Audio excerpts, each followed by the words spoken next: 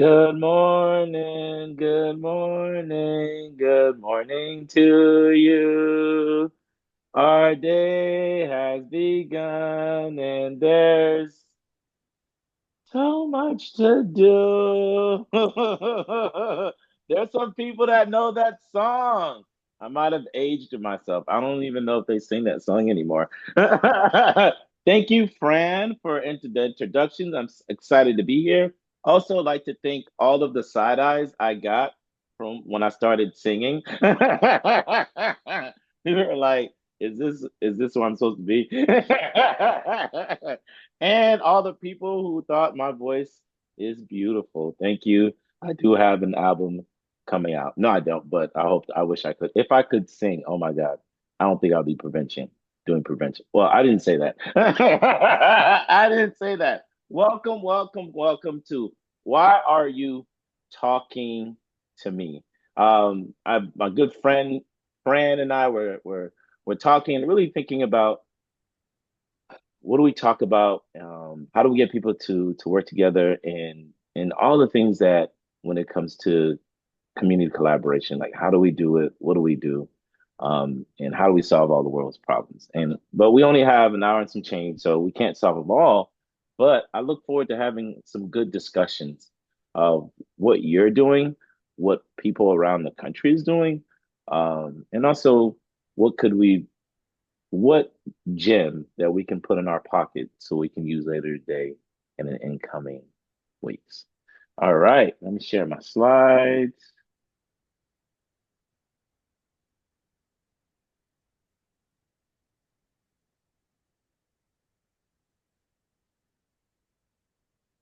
Where is that? Okay, and then I got it.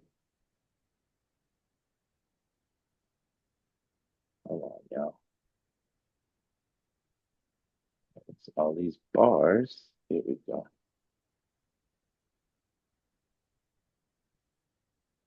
So why are you talking to me? And this is about community collaboration. Um, the the essence of of this title is when people hear what we do and what we do, and when we approach people, people are like, what does this have to do with what are you trying to sell? Right. And I see it in people's faces, like, why are you in front of me saying whatever you're saying? And so I think part of our job is to figure out, of course, what other people need to hear, but also what things we need to do to improve our skills so that way we can be more effective. Um, my therapist always tells me, Colbert, you can't control the people. All you can do is control yourself. I don't know if I believe her, but that is the essence of this presentation. Before we get started, we're going to do an icebreaker. It wouldn't be community collaboration if we didn't.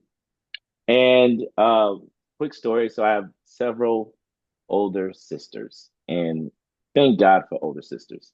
And this is years ago. And my sister was like, you should probably read the Cosmopolitan magazine. And that's when it was really big. And the reason why she wanted me to read it was just like some of the articles and also the empathy behind the articles and just some of the really good nuggets when it came to just overall like health and stuff like that. So I took her advice. And one of the articles that I read and was ask the question, what is your happy trigger? So what I need you to do is in the chat box, put in your happy trigger at any given day.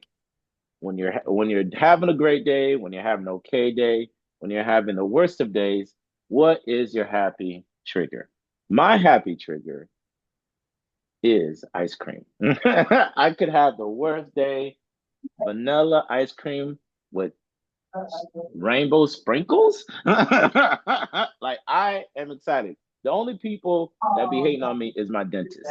They don't let me do it all the time. But that is my happy. If I'm having a great day, having an ice cream cone is the cherry on top, pun intended. And then if I'm having a worse day, ice cream with we dipped in chocolate. Woo! I'm a happy camper. I'm a happy camper. All right. Ashley's gonna help me with the chat box. What are we seeing, Ashley? We're seeing a lot of cute things. I saw somebody's happy trigger was their cat laying on them, Oh, when their nice. kids come home from daycare to see them with a big smile, wildflowers, deer outside the window, all types of music, knitting, hearing some waves crashing, and a good old morning coffee. Nice, nice, nice. All right. I want two people to unmute themselves and say why is that their happy trigger. Feel free to raise your hand.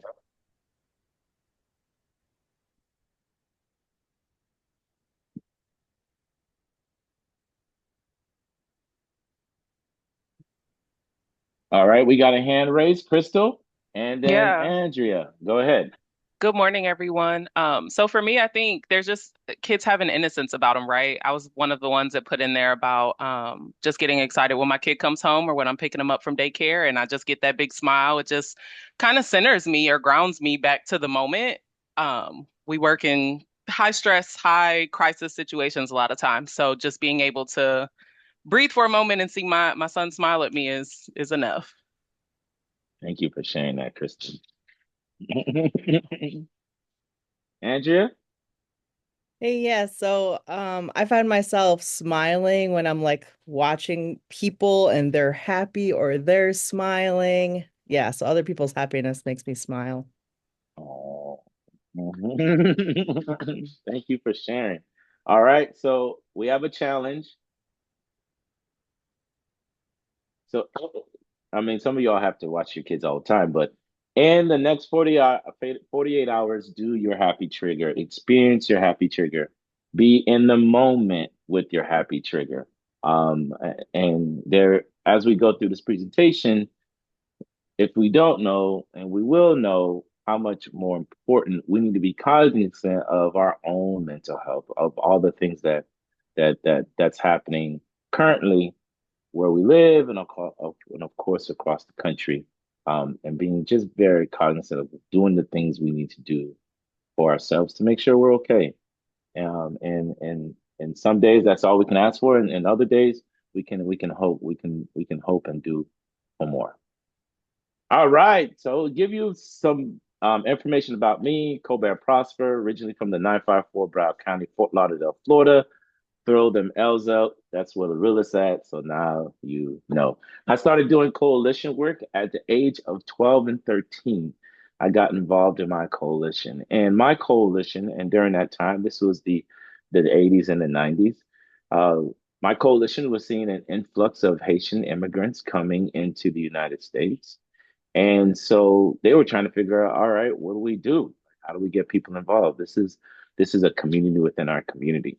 And I am doing prevention work. I stand or sit before you is because my coalition was cognizant and intentional of reaching out to the Haitian community. So I identify as Haitian African American, and my coalition said, this is what we're going to do. This is an initiative that we're going to care for. We're going to put the resources. We're going to give people the opportunity and the skills to learn how to reach out to that particular community. We're going to give them the resources and time to do so. Message. All right. So I wouldn't be doing this work if my coalition was not really being taking the initiative. And so I got involved in the youth coalition, and our youth coalition was focused on leadership.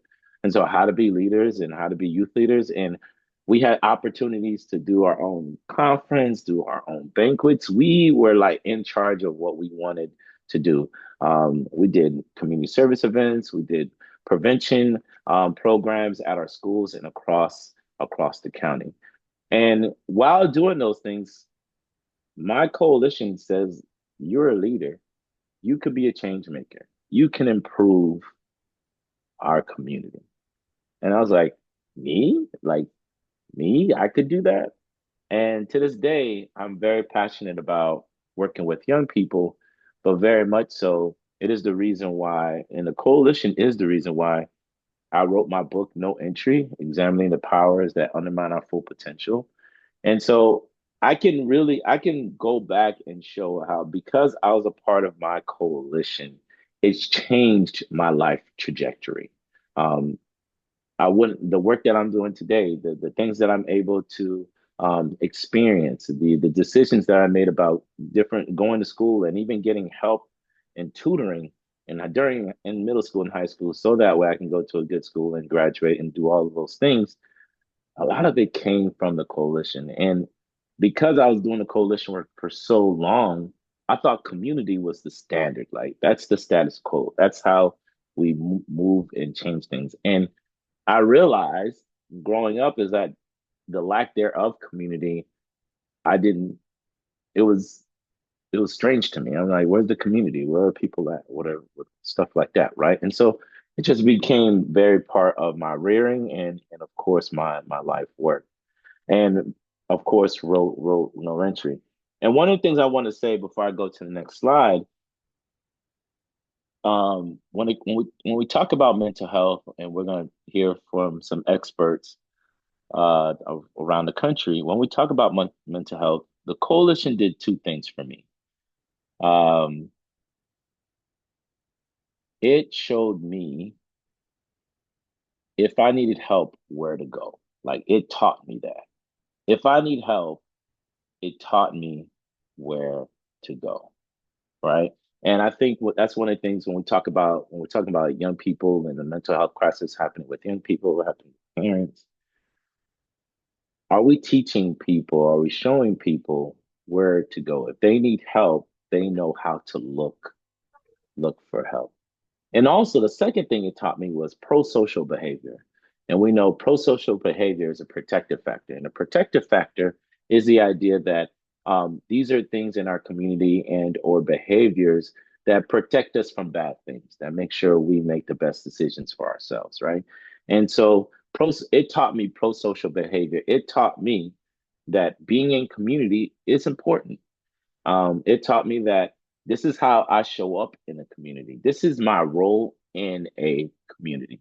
And when we talk about mental health, the mental health crisis, and the experience of loneliness, what's our role in teaching our community members those two things? All right. More discussion to have, more discussion to have. So what are the learning objectives? So this is Fran. Fran's like, Colbert, we're only going to pay you if you make sure you get these learning objectives done. And Ashley is clocking me. All right. So learning objectives, reporting on a national issue. So what's going on nationally?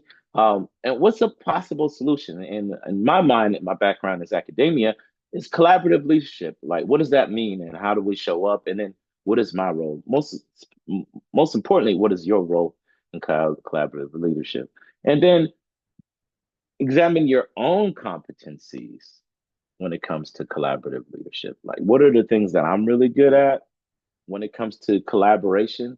And also, what are the things that I need to work on? And then, where does my coalition sit in all of this? Some of the questions that we're gonna get at today. All right, I'm gonna show some videos, and what I want you to do as I play these videos, I'm gonna play three videos, and they're gonna be a few minutes each. One's gonna be like 30 seconds. Um, write down some of your comments in a chat box, some of your thoughts that's coming up for you as you listen to some of these videos. Okay, so what I like for you to do, well, what I'm gonna do, I'm gonna share a video, and then what I like for you to do is as you're watching the video, feel free to type in what you're thinking in the chat box.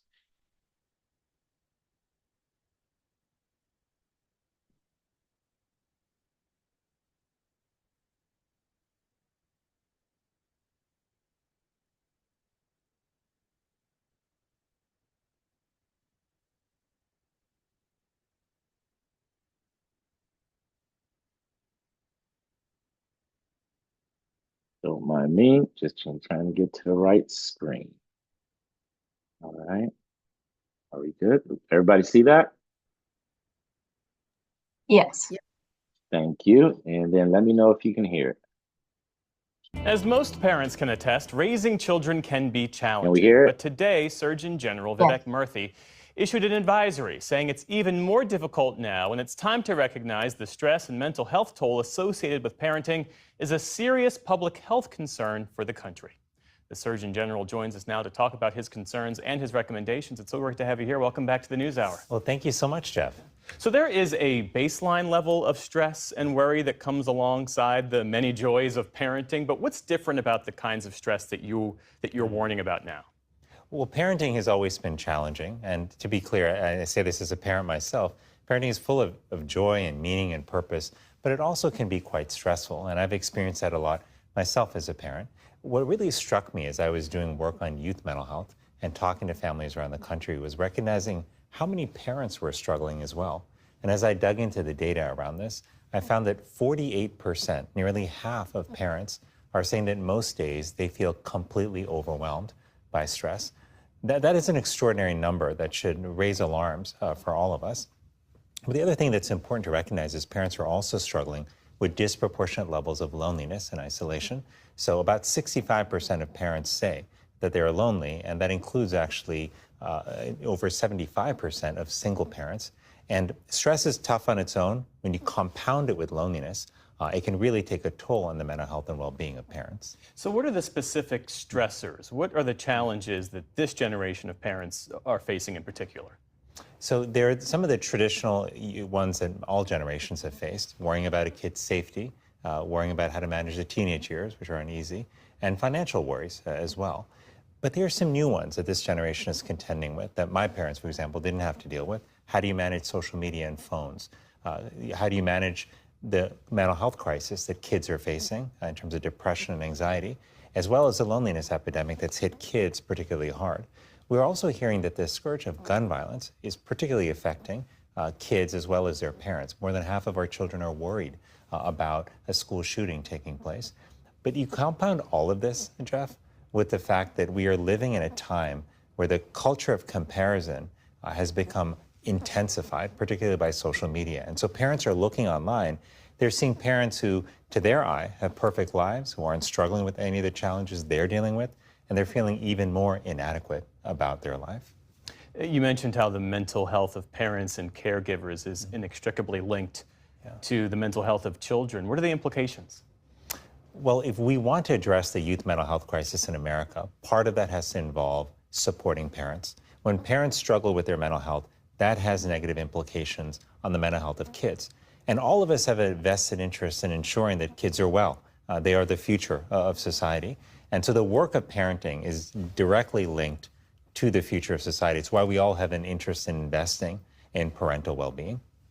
How much of this is tied to the pandemic and the way that we live now, where there's such a blending for a lot of people between work life and home life? Well, I think the pandemic certainly created an increase in stress in many parents' lives. I still viscerally remember what it was like to have to homeschool our kids during that time on top of work and how challenging all of that was. And I think we're still living with some of the after effects of that stress.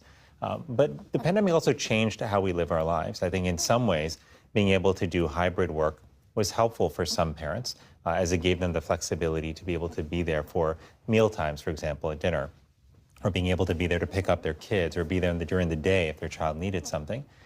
But I think being available all the time, via video or whatever remote means, maybe your choice, that also creates additional stresses for parents because it can create this expectation that you're available all the time. Mm-hmm. And so one of the things that's really important in the workplace is to have a culture where leaders understand what the stresses are that parents are managing, where they have policies that support parents, like predictable schedules, so that parents can schedule and balance, work and home.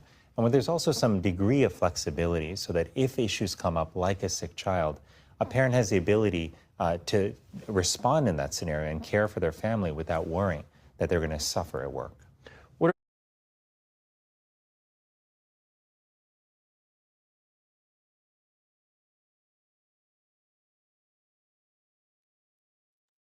Keep it coming. Keep it coming. I see the chat is going crazy. Please, please, please share. Please share, share. I've got two more videos for you.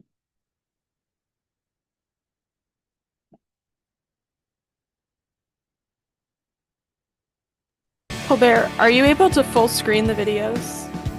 Oh, sure. Hold on. Let me see.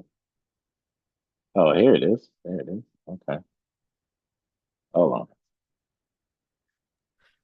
Turn I that know around. it's Thank you, friend. technology. I appreciate it. Hold on. Let me see. Exit full screen. All right. Hmm.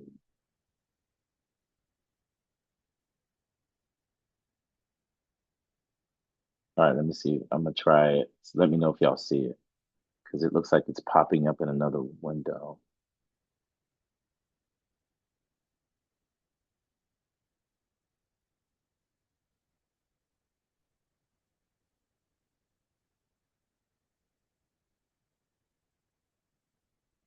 Are y'all seeing it?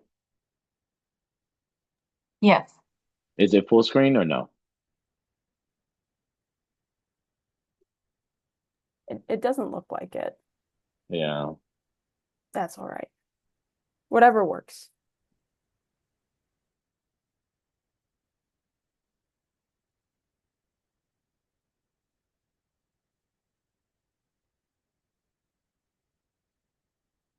Yes. I'll see if I could play with it because I have. All right. Belabor right now, and then we'll figure it out in a bit. I've been teaching in the HMH Hackensack Meridian Health Physician Leadership Academy for several years, and you were one of our better students. Oh, 4 years in. 4 years in. I really appreciate the compliment. Well, I'm not going to ask what you learned from it. That's another story. Hey, Eric, do this. Help us understand what the crisis we are facing in 2024 and beyond as it relates to youth mental health. How bad is it, and are we addressing it in remotely the way we need to? Yeah, it's the teen mental health crisis is certainly something that is on everyone's top of mind. The American Psych Association, the American Pediatric Association, all of them have declared the teen mental health crisis, probably most in part due to the after effects of the COVID-19 pandemic. We're seeing kids that are suffering more with, symptoms of depression, anxiety. The suicide rates in teen and adolescent girls continues to rise.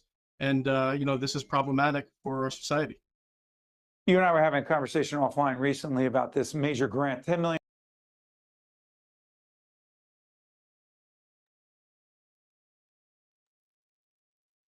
All right, all right.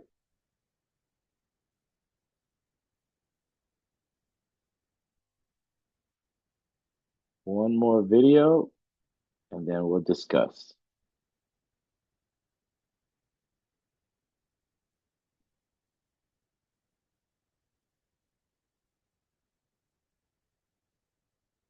Keep it coming. Keep the chat box going. Share what your thoughts are as you watch the video.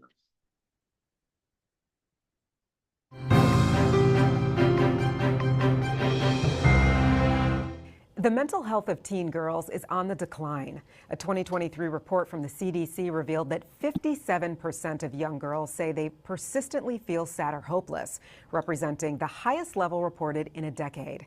Hello and welcome to Comcast Newsmakers. I'm Tatiana Anderson. The CDC report indicated that mental health challenges exist for all teens, but for girls more so than boys. However, there are people working to change that.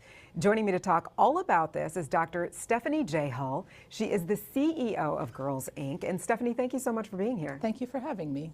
So we just heard from that CDC report the reasons why girls are faring worse than boys, but why are they internalizing this and becoming more effective? What have you learned? One thing we know is that teen girls do spend more time on social media than boys do, and that they are always getting much more feedback on their appearance, and that connects really with their sense of their own success. So one of the things that we do is to make sure that they have a context to put that in.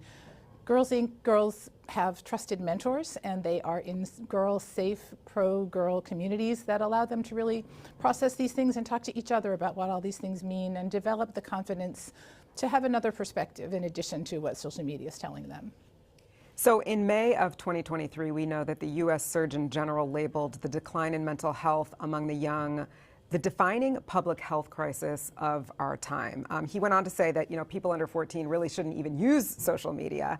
It seems like a pretty tall order, but, there are ways to leverage social media to turn this around. What are some of the things that you're doing to make that happen? One of the great things we do is to talk directly with girls about how digital media are created and how social media is produced so that they have some agency, they have some sense of why these images work, how to create their own positive images, how to build their own personal brand, and especially how to build sort of a pro-girl approach to social media, to look for the things that they think reinforce their beliefs and provide opportunities for them not to be self-critical, but to see themselves as leaders and to see themselves changing the world for the better.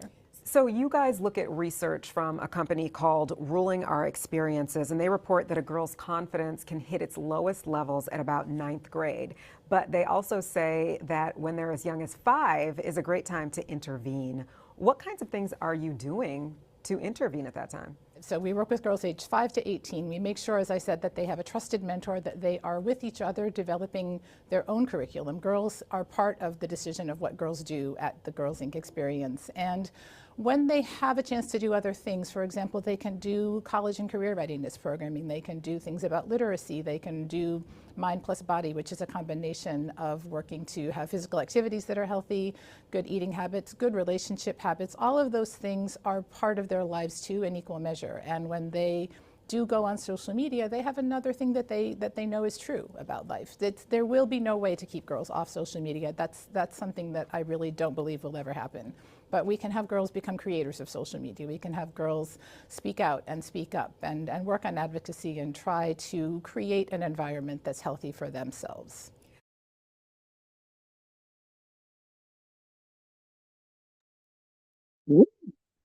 That is a lot of information. A lot of people, a lot of experts, people who got degrees upon degrees are saying that these are the things that are happening with our young people. These are the things that are happening with our students. And then, depending on the subpopulation, we're seeing increased issues regarding psychological stress. Okay. Um, and so, what I would like, I'm going to tell my friend Ashley if she can put the handouts in the chat box. You got it. I'm going to work on it right now. Thank you.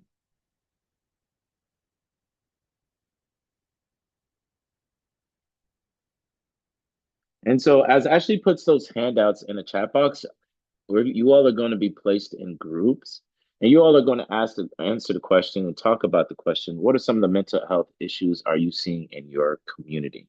What Ashley is putting in the chat box is reports and resources from the Surgeon General's website onto, all right, these are the things you can do in regards to parent mental health, youth mental health, gun violence, and also workplace, a framework for workplace mental health. So all the things that the Surgeon General talked about and those resources, Ashley's putting into the chat box, and then you all are going to use that and reference that as you today and hopefully use it.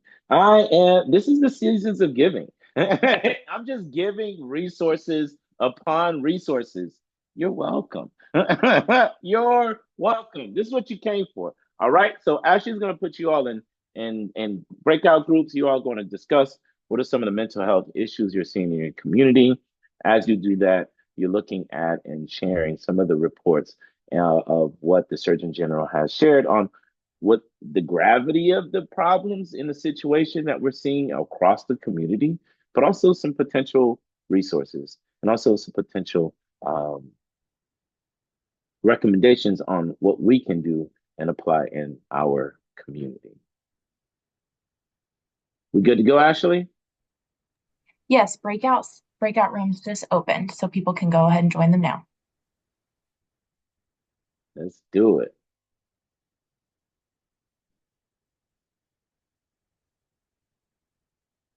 Answering the question, what are the mental health issues you're seeing in your community?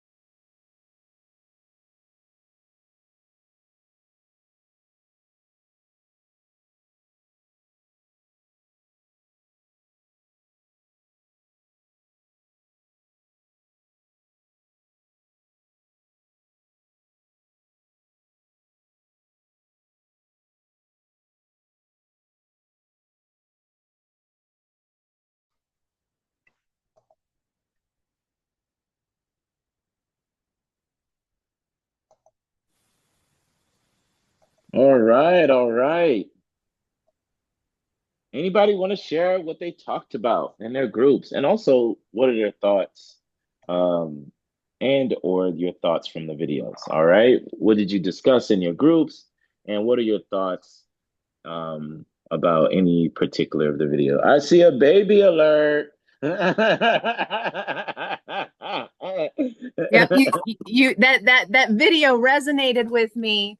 Now my babysitter Mm, doesn't get here until the next couple minutes. So and they wow, love, wow, so as we're talking about some of the things we're seeing with teens, how do you keep babies away from screen time when you are constantly on your screen working? And all they like, they're obsessed with, that's how I got my daughter to crawl. I put my cell phone on the floor and she started crawling because she wanted the cell phone. My son, his oh, favorite thing wow. is the remote. You put their toys Mm, down, they don't care, but they mm. want the remote, the cell phone, the computer, and they know I'm on it and they hear talking and they know that's how they talk to grandma. So they're like, hey, is the where are the people? So yeah, as a modern mom of juggling it all, yes, but also like I think about with working with teens and what it's going to change and look like for my kids with how inundated and having taught like parenting things, and you talk about like limit screen time and limit all that. How? Yeah, Right, right, right, right. and this is somebody who does prevention and who has a background in social work and behavioral health. So the struggle is real. The struggle is real. Thank you. And I think it's one of those things, right? If we're able to name it and talk through it and not feel bad, because I know there's a lot of pressure for parents to be all of these things and all at the same time. And so it's one of those things like, all right, how do we talk about it, how we name it, and how we get together to help each other out. And so yeah, yeah. I mean, yeah. I don't got no solutions for you right now, but I think somebody else does here.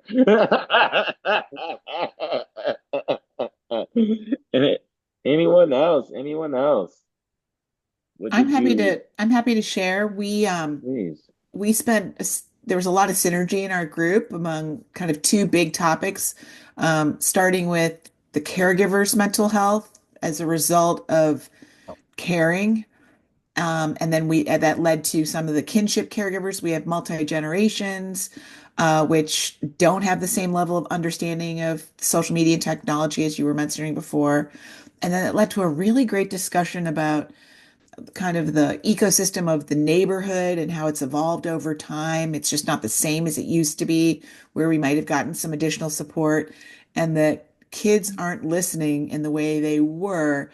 They know it all because they need to, that it's a survival technique. It really was a great kind of round of conversation in our group.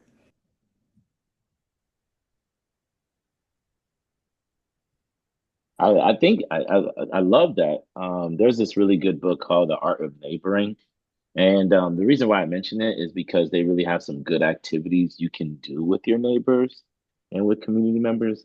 But to your point, right? So we've become less community oriented in our society, and so you have to think. When I think about when I was growing up, you had a whole bunch of kids everywhere, right? And parents were sitting outside or whoever the caregiver was, right? And that has changed. And a lot of that has to do with technology and that has to do our whatever, right? So it's like again, noticing the changes to your point and seeing what could we do.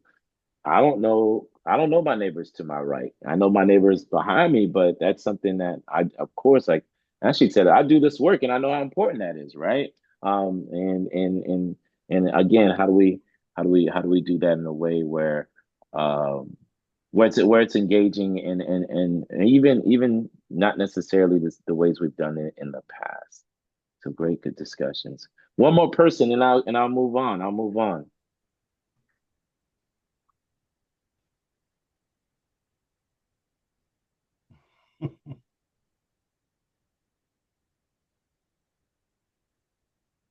Hey, this is Darylyn.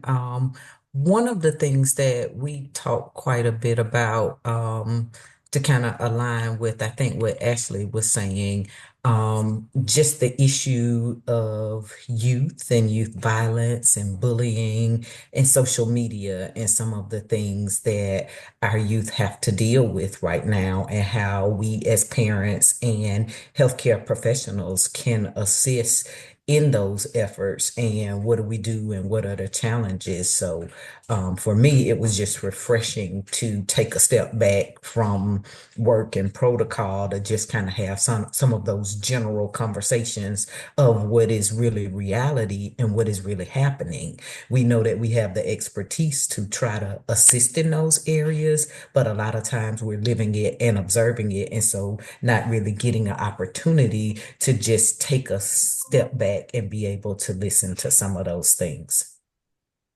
Yeah. I mean, and again, we're there's so many things we have to do. There's outcomes. There's grant stuff that we have to make sure we're compliant to, and so taking the time out for some, whether a few minutes or the day to see and hear what other people are doing, and that's the power of this work is how do somebody has the answer. I may not, but somebody here does, and somebody experienced something to what I'm going through now that would help me. And so, and this is great discussion. And oh, before I get into going to my next slide, I just want to say something. I just want to say this. I'm gonna say it, and I'm gonna keep it moving because I'm gonna say it. I'm gonna let y'all know. I used to teach middle school and high school. All right. I used to teach middle school and high school. And when people aren't participating, I know what to do. So when we go back into groups again, when people are not, I just know that I have the experience and I know what to do. That's all I'm saying. That's there. I'm gonna leave it and I'm gonna keep going. All right. So, um, as this mental health crisis, we're talking about parents, we're talking about young people, and then we're seeing it when it comes to girls. It affects girls, and then it affects um, to as LGBTQ youth as well. And so what is that? What does that mean? And then it shows us we're going through our own mental health crisis, right? As caring people, as in this, we're going through, like, we're experiencing burnout. And which led me, I travel around the world to do this work and work with different communities. And it's kind of like, all right, we can't do it by ourselves. Like, we didn't cause a problem. I mean, maybe we've contributed, but like it ain't ours to fix by ourselves. Hmm. And so since we can't do it ourselves,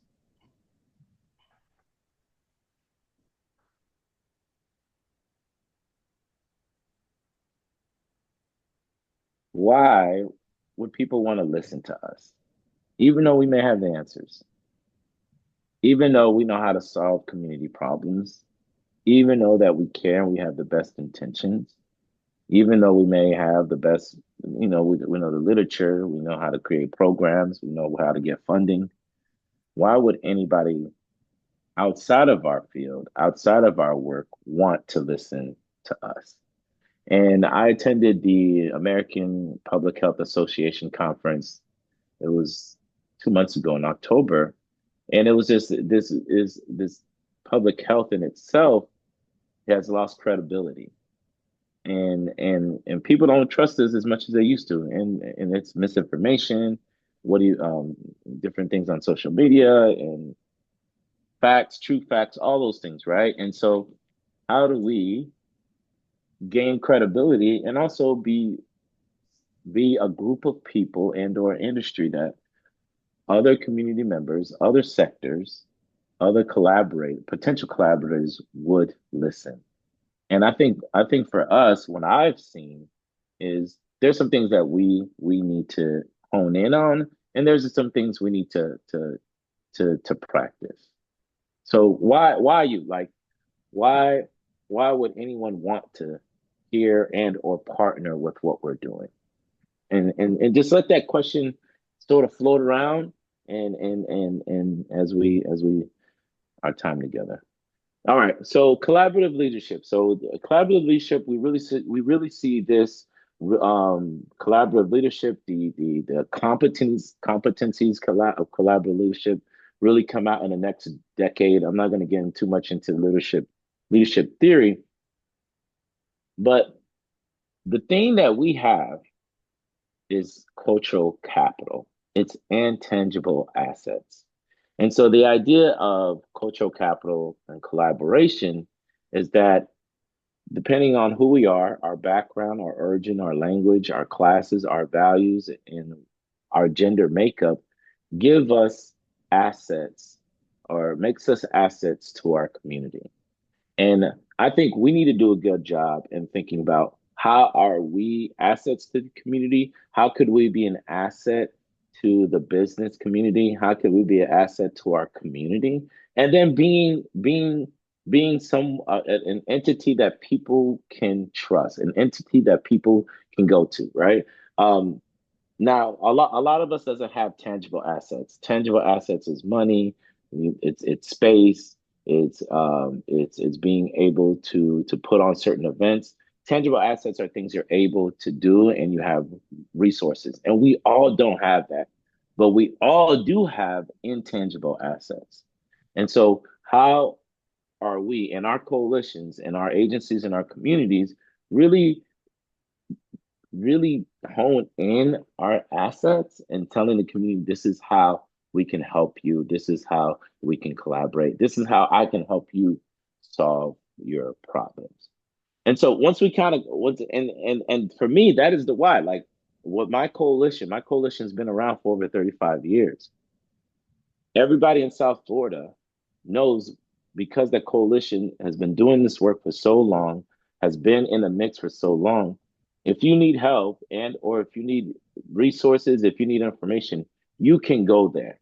And because our coalition is so diverse, you have various people, various ethnicities and racial groups going to the coalition. And because the coalition has recently been doing a lot of work in the LGBTQ plus community, we're starting to see community members from those communities coming and helping with the coalition, right? And so really looking at our intangible assets, because that's what we can hone in and that's what we know.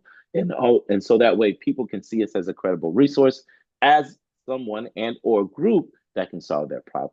Now, if we're able to do this, if we're able to get to that point, then it's all right. It's collaborative leadership. And collaborative leadership, I'm gonna tell you now, it takes time, resources, and it is centered around skills. All right. When we talk about collaborative leadership, it takes time, it takes resources, and it's centered around skills. Now, in your everyday, I'm gonna talk to me because I don't want to get in your business. I don't know what you do. What I mean, I don't want to. I'm gonna talk to me. So Colbert, when you were a preventionist on the ground, did you have the time? Did you have the resources to collaborate? Well, not particularly because I had to I had to drive over here to talk to because my boss told me I had to go do this, and then I had to make sure I was always behind on mileage. So I had to do that stuff. And then the only time I really got to collaborate was later afternoon working with the youth. But I missed a meeting with the police officer that was there because the youth wanted them there because I was in another meeting. Like, and this is just me talking to me. And I think some of the things that we need to talk about and really into what was shared earlier, are we given the time and space to collaborate? Are we given the time and space to hone our skills to be collaborative leaders? All right. So you're like, all right, Colbert, that's Colbert. Colbert, that's collaborative leadership. What does this mean? So collaborative leadership is broken into competencies. And then it's over a continuum of collaboration.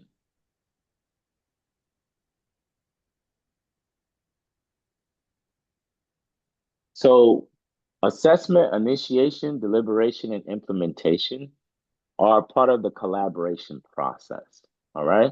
And so when we're thinking about collaborating, when we're preparing to collaborate, uh, we're thinking about assessment, The actual initiation, what does that look like? The deliberation, when people come together, what's happening?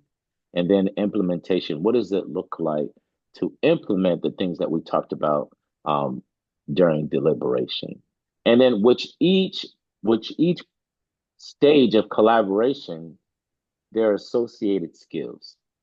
And so these skills here for assessment, issue analysis.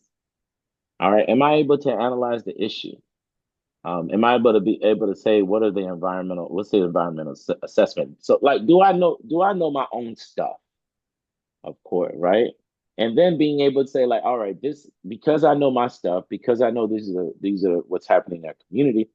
What are some potential stakeholders that this can affect and impact? And then from a strategic thinking standpoint, how would they help us? How would they inform our work? I was doing some work in California, and coalitions are really working with conservation organizations, because we're seeing that when opioids are being flushed down in the toilet, it's impacting the environment, right? And so now a coalition is thinking about, all right, how do we start working with conservation organizations or organizations that care about the community, care about our environment, to be a part of the coalition and what they do? How do we initiate that? Like, how do we begin have that conversation, and then how do we implement it in regards to our budget and to what we have in mind. And so when we think about collaborative leadership, these are the competencies in which all we need to develop to be effective collaborators. Now, not everybody is a collaborator.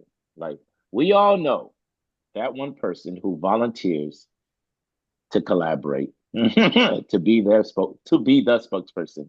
And they don't need to be talking to nobody. They don't need to be talking. You warn people when they're coming. They're like, oh, their heart is good. They just say things, we know we have them. They might be in our family. Right? But what do we do to provide the opportunities, the time, and the resources for us to enhance our collaborative skills?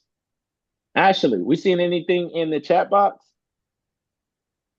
People are talking about the spiff, saying that this reminds them a lot of the spiff. I was gonna put that on there, but I wanted to see if y'all paying attention. That's what I'm talking about. Oh, you better go, Ohio. Right? So as you look at the spiff, I was gonna do it, but I was like, Fran was like, you only got this much time, so I ain't want to go do too much. But you can overlay this with the spiff. All right. And so there are meta competencies in collaborative leadership. And this is what I'm going to focus on with the remaining of our time, is the meta competencies. So these are the competencies that we're going to need to be able to do any of this. Okay. All right. So meta competencies for collaborative leadership, collaborative competencies, collaborative mindset. So being able to and having a mindset that in order to get the work done, we need to collaborate. Of course, the passion for creating public value, systems thinking. So how all of this is connected? I think one of the things the pandemic showed us is how interconnected health and mental health issues are related, and how all the different silos that we put ourselves in a caring field, how much connection we are to each other. Um, and spheres of influence, right? And how they overlay. Openness to risk taking, right? I mean, are you that leader that's going to who is calculated and making the decision that we're going to go into this partnership, even though it may cost us time and then dare say it, money, right? Sense of mutuality and connectedness, right? I feel that there is there's this poet, I like Cash, you are my other me, right? And so are we connected? And then the one I'm going to focus on is humility and measured ego. All right. And so having these meta competencies really helps us and prime us, one, for pro-social behavior, but also primes us for to be collaborative leaders. And again, that might not be you. And I get that. Like not everybody is that, right? But I think having a conversation and saying, I'm not that person, but this is how I can help helps the whole in general. So I'm gonna tell you a story. So I was this was about 10 years ago, and I've been doing coalition work for a long time. And I was told by Katka that Colbert, you're going to lead our work in South Africa. So you're going to lead the coalition building in South Africa. And so this was about 10 plus years ago, 10 plus years ago, younger.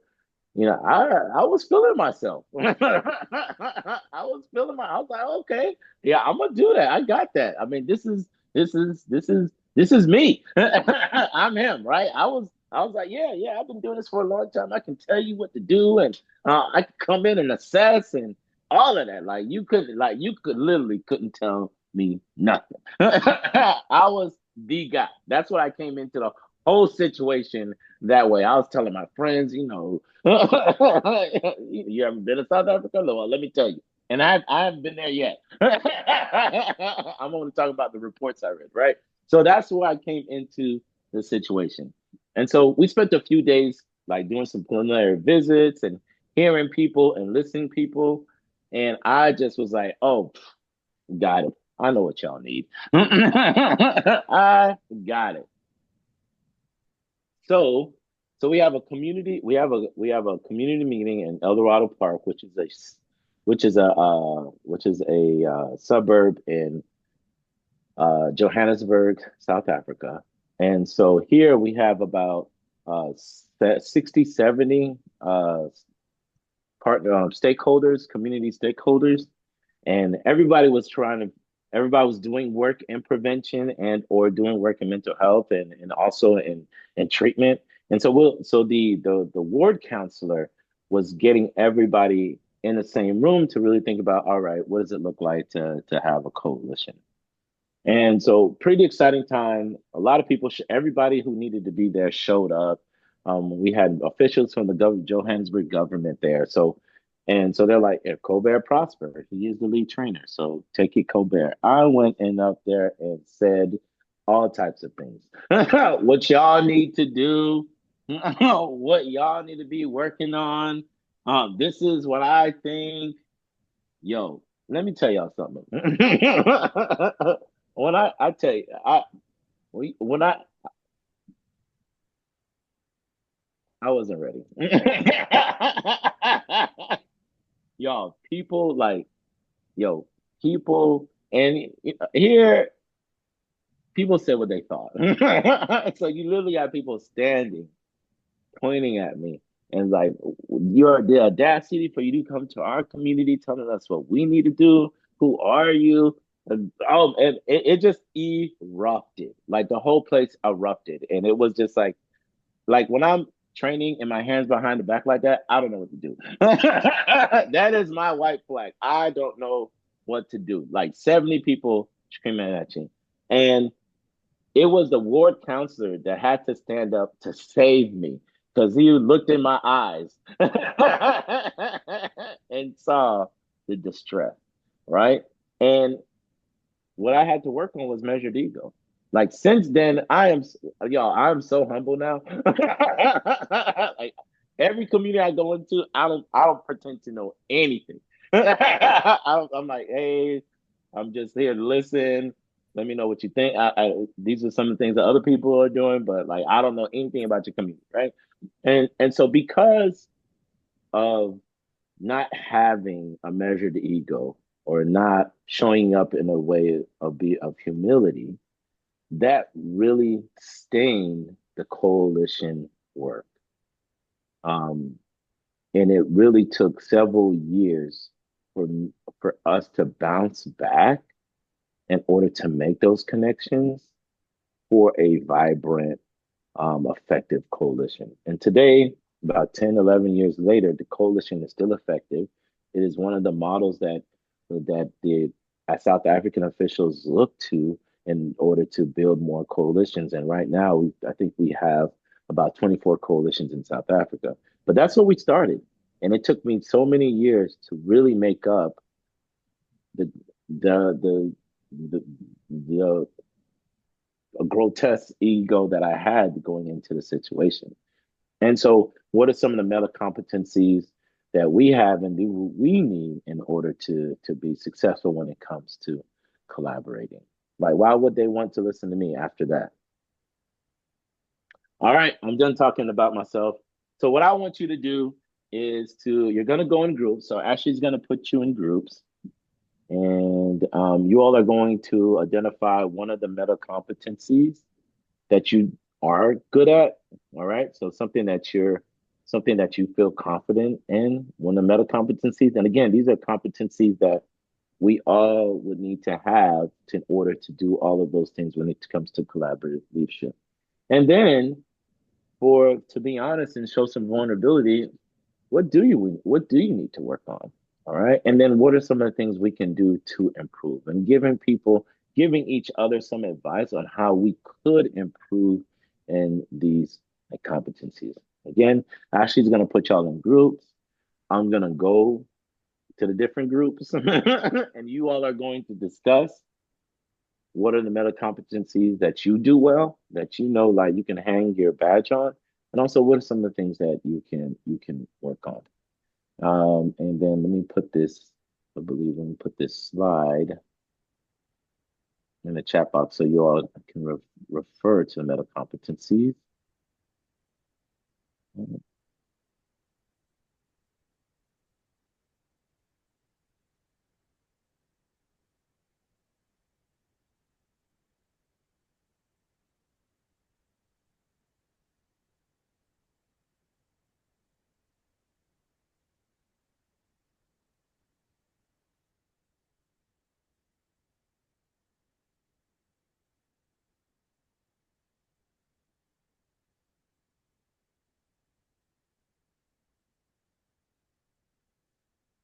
Go.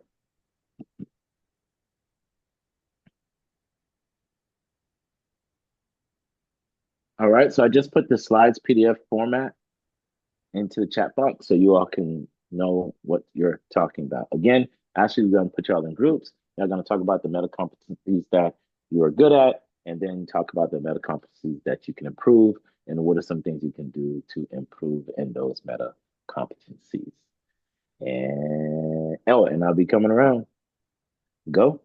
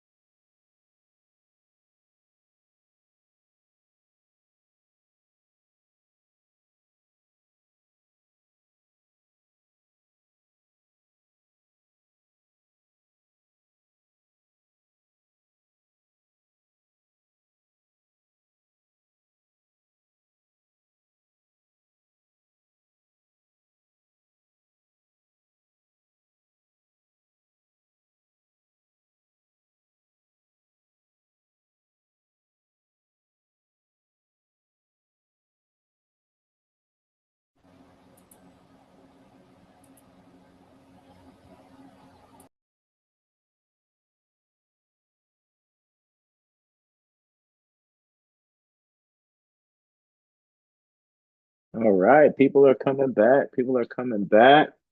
Also want to say that the slides, PDF format, they're in the chat box. So feel free to download that. And also our good friend Fran has put it that particular slide into the chat box. Very good, very good, very good. So I was saying people were talking. Anybody want to share? Anybody want to share what they talked about, what they discussed? I felt some vulnerability and some real stuff, which is I can what talk. the Well, community needs. I'm Tammy. I'm from Cincinnati, Ohio, and I'm Mm-hmm. part of the Problem Gambling Coalition in Southwestern Ohio. And Mm-hmm. that's what I was telling her because this is my first time, my first year really doing this. Mm-hmm. And even being part of it. So I'm the vice chair of gaming, and I deal with basically the casino downtown Hard Rock. And the good thing is they are part of it, and they help us with this. So that's a good thing. We also deal with Miami Valley and other ones. So I do a lot of collaboration with that. But also, and so like I was explaining to them, it is a lot, you know, um, and it's a lot to learn because you take it in Yeah, so much yeah. and you can't learn everything at once. So, but I do a lot of collaboration. And like I said, other things fall into play. But as we talk about the gambling, the problem gambling, we do talk to them about being responsible. We're not stopping about, but responsible gambling. And also, like when we're in the casinos, have our table up. We don't go to them. We have them come to us because we don't want them to feel like we're down there trying to hassle them in the casino. So, but they do come to us, and also, a lot of times people think they don't think about when they get to talking to you, and they talk about maybe and we'll tell them it may not be you, it could be someone else. Take the information, they're not just for you or someone else, and just giving them the tools that they need to know. And some people, when you get to talking to them, like I had a man, like I was telling them, he came up to me and we were talking, and he was saying how he it wasn't the games and stuff, the stuff in the casino. His biggest issue was lottery tickets, the lotteries, the scratch offs. And people don't realize that is a big thing. People give them to them for people, like we said, people give kids to them for like, but it's not for the kids. But that is a big thing, and people don't realize how much money people will spend on scratch offs. But I mean, but when you talk to the people, you just get around about a lot of different things because, and I'm gonna cut it short because I know I'm gonna give everybody else a chance to talk. But I know, like with when they did like the game betting, when you can come down there to the casino and bet on a different, the college games, everything that's going on now. And so I kept wondering what that machine was. So I got up I said, well, let me go over here to see what this machine is because I need to know what everybody's going over here for and what is this. So I got up and I said, oh, so I just asked, with some guys over there. I said, excuse me, what is this? And what are you all doing and how do you do it? And they explained it to me. And because I was really curious. And I said, oh, okay. I said, well, thank you. And they said, so what are you doing? What are y'all doing over there? And I explained what we were doing. So, but and I said, if you want to, we have information, if not for you, for someone else you may know. But like I said, I'm learning because this is a first for me, so I am learning, and it's a lot. Yeah, yeah. Yeah, I mean, I think it's so much. Our work is so interdisciplinary. So what does psychology say? What does behavioral health say? What are some things when it comes to prevention, overall public health principles, right? There's a lot to learn, and also it's like you're gonna learn it when you're in it, right? And then pulling and being curious is definitely one of those things that is going to aid us. So thank you for sharing that, Angela. So I wanted to just say that when we were speaking in our group, one of the things that really stood out was how much our roles have changed and what we were good at changed since the pandemic, especially and I admitted this, that I'm suffering from analysis paralysis around convincing the community that we have public value. When they're dealing with their own stuff following the pandemic, how do we then come in and say, yes, but you should be, you should be considering how you can be part of this other group too. And they're so focused on their own needs that it's really a struggle.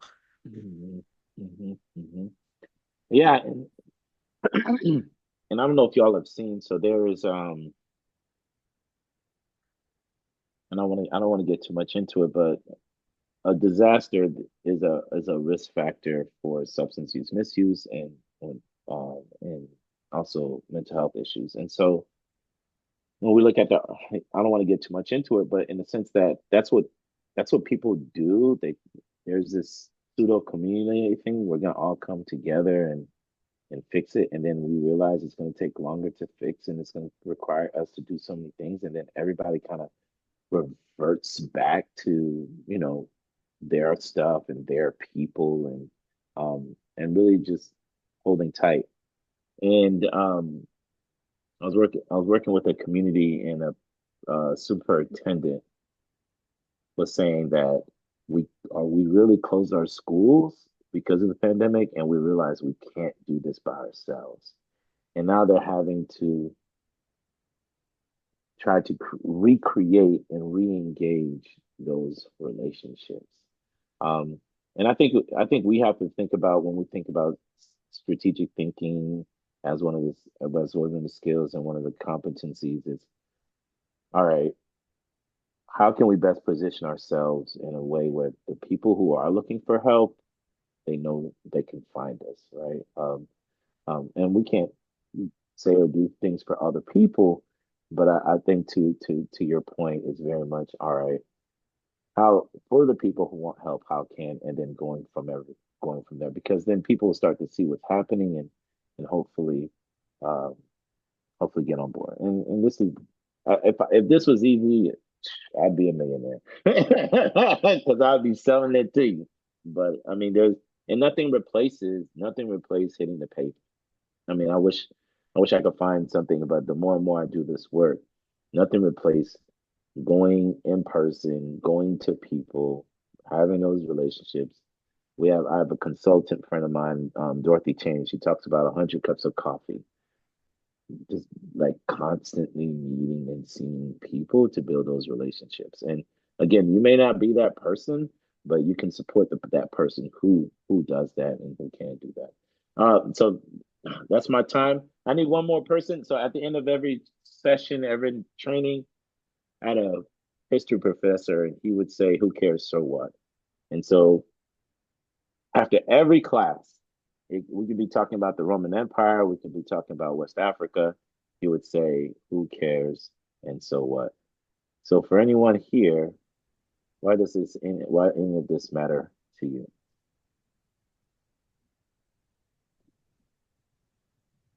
It's my life and it's what I do, and I want to do it well. And I'm looking for tools to help me be more effective, and I got that today. Thank you. There it is. Thank you so much, y'all. I wish we had more time. Hope to see y'all soon, and all the best, friend. Thank you so much, Colbert. What a wonderful session. I really enjoyed it. All those conversations, everything in the chat. Just really, really great stuff. For those of you seeking continuing education credits, please remember to complete the evaluation link. Ashley will be sending it in the chat shortly. And then I just wanted to remind you all that we have 3 more sessions coming up today. Session 2, as Ashley has just sent, will begin at 11 o'clock. It's going to be great. It's utilizing environmental scans to create environmental change with Stephanie Strutner. I know Colbert's a fan of Stephanie. I'm a fan of She Stephanie. We she love her. mentored me, so yeah. Yeah. So it's going to be a great session. There's a separate link for each session today. So if you haven't registered and you would like to attend, please take the time to register now. Other than that, thank you so much for joining us, and we hope to see you at the next session. Thank you, Colbert. Thank you, Fran. Thanks, Ashley. Thanks, everyone. See you in the next Thanks, session. everyone. Bye-bye.